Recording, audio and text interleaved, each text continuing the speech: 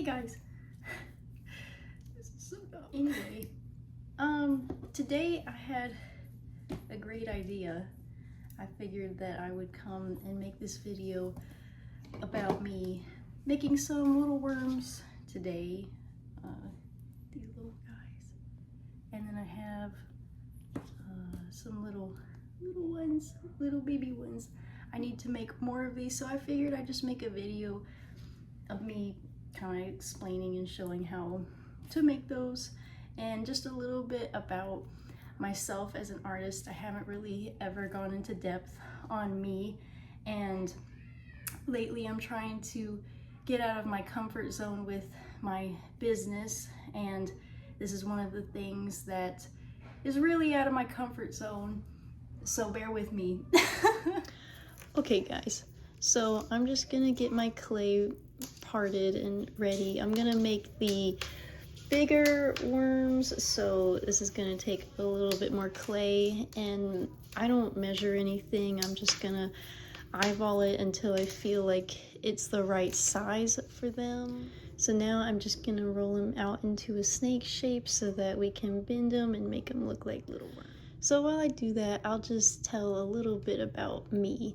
So I started working with Palmer clay when I was about 8 years old, and it was the Sculpey clay, the same clay that I use now. I find that it's just what I like, and it works well for me. When I was a kid, I used other things like air dry clay and just all sorts of stuff like that. I had a childhood friend that would do the clay with me, and that's kind of how it started, and I had no idea or any intentions of making it become a little business or anything like that, but that's just where it took me.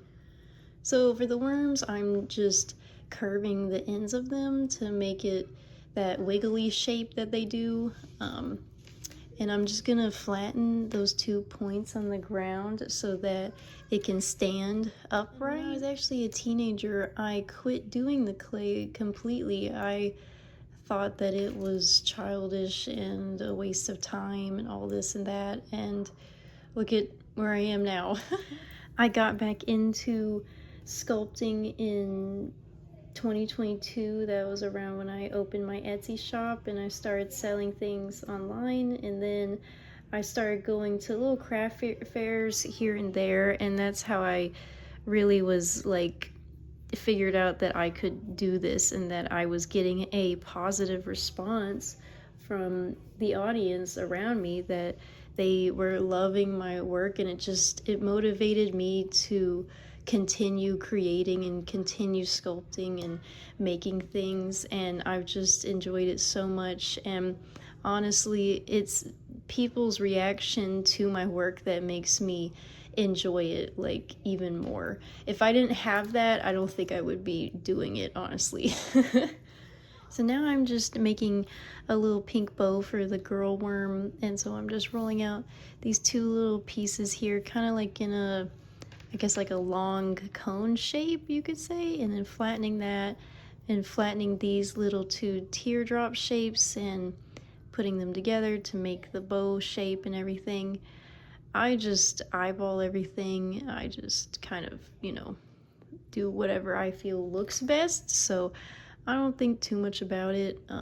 That's kind of where creating comes in, where you have that freedom to just make something, even if it doesn't look, I guess, accurate or whatever. It doesn't matter to me.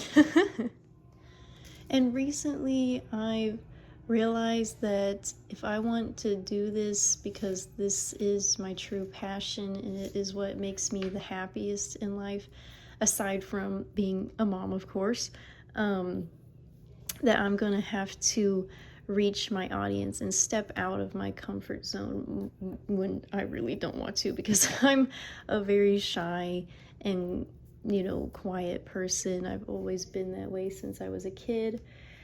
And so learning to do things like this, just recording myself, it feels so awkward, but I know that this is what I need to do.